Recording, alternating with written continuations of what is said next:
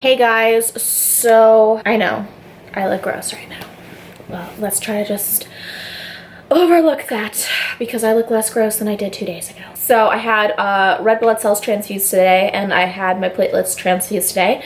So I am doing slightly better, but you know, that's the shit that's keeping me alive right now. I'm at the hospital pretty much like 3 to 4 days a week getting transfusions because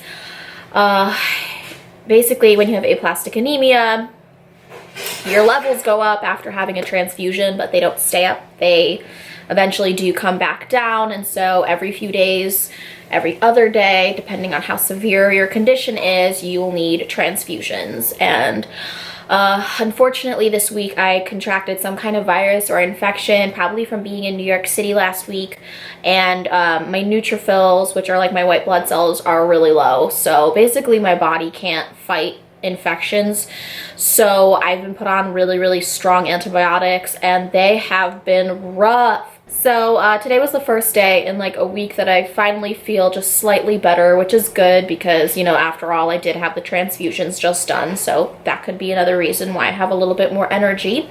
But tomorrow I leave to go and temporarily move to Bethesda, Maryland. I will be in Bethesda, Maryland for, I don't know, up to a month, I guess. And my mom and my brother will be staying with my dog at a residence there while I stay at the National Institute of Health and get treated by these really famous doctors who developed one of the only known treatments to aplastic anemia. Why did I say that so slow? About 30-40 years ago, if you contracted aplastic anemia, you basically had like 6 weeks to live. It was always fatal. Fun fact, I keep telling you guys fun facts about aplastic anemia. Fun fact, the movie The Boy in the Plastic Bubble with John Travolta was actually based off of a true story of a man named Ted Davis who was born with aplastic anemia and lived in isolation for 17 years. So if he like went out into the real world, he would basically die. But eventually he did end up dying. So, you know, it is a serious disease, and I feel like because it's rare and only about 600 people are diagnosed with it every single year in the United States, it's one of those things when you try to explain it to people, they don't understand. They try to tell you, oh, it's your diet. Like, have you tried eating more iron? Like, have you tried eating more vegetables? And it's like, that has nothing to do with it. Aplastic anemia is a very complex disorder. It's when your immune system literally turns on itself, and like I said before, my doctors conducted many tests to see if it could be caused by any other things, and diet was definitely not the reason. And actually my diet was the reason I survived for so long, because I was really close to death at one point, and it's really strange. And I've tried to talk about it with Brad, and I've tried to explain it to some of my friends. I feel like the weeks before I got my diagnosis and things started really taking a turn for the worse with my body. And I think at one point when my numbers were so low, I think that my body was trying to send my brain signals, because I started having really bad anxiety. I started to feel like every single night before I went to bed, I would have this weird thought like, I might not wake up tomorrow. And I never had those kinds of thoughts before, but I started to think really morbid things.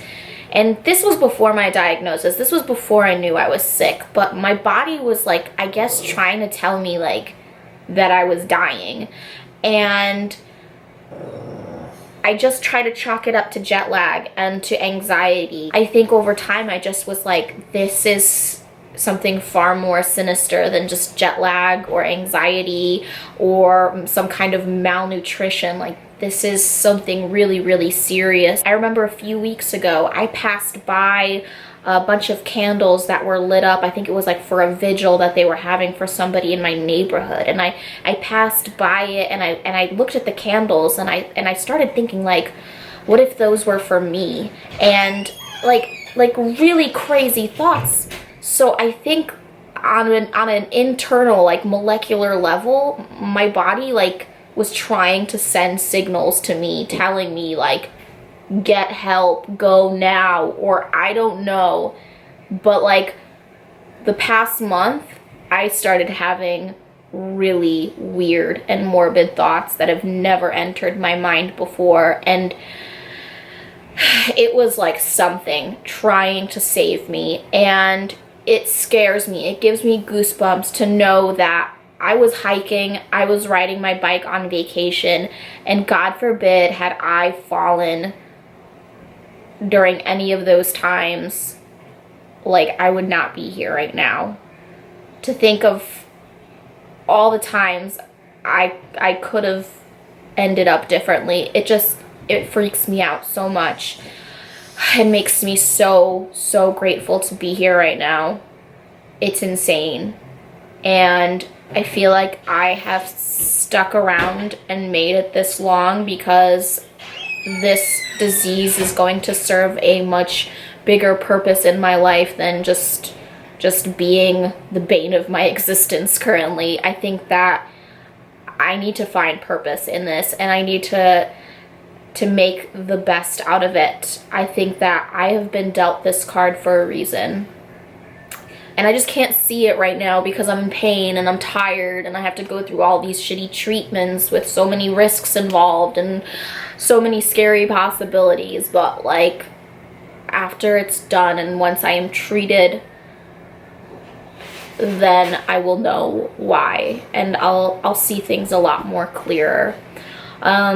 So yeah, I am going to Bethesda, Maryland for the foreseeable future. I will be getting ATG treatment. If you guys don't know what that is, it is a treatment that was developed about 20 years ago. The ATG treatment is not a cure. It only has the potential of putting you into remission. The only cure is bone marrow transplant, which is still an uncertainty because I don't have a match as far as I know, because I don't have a full sibling. So I guess I will have to wait and see if that becomes a necessity in the upcoming months. If the ATG treatment works out well and I go into remission, then I, you know, just have to monitor it and see what happens and make sure it doesn't come back. But there's a lot of risks. So yeah, that's just what's going on right now. I just packed my stuff and I have officially moved out of my apartment in New York City. All of my stuff is back here at my parents' house, which also sucks. I think that my crying phase is over. I think that I'm accepting it. I've talked to a bunch of people who also have aplastic anemia, and it's been so comforting to talk to them, especially to people who are my age who have this or who have had this, and to hear that they are living normal lives right now. Or just today I was talking to a girl who's currently in the hospital with this, and we're both comparing our symptoms, and it's like, oh my god, you feel that too? Like, I thought I was the only one. So it's amazing. I already feel like I've made so many friends since my diagnosis, and it's great because no one can truly understand what it's like unless you have a disease or a disorder like this. So yeah, that's gonna be it for today's video. I am going to try my best to keep you guys updated on Instagram. So thank you guys for watching, and I'll see you very soon. Bye!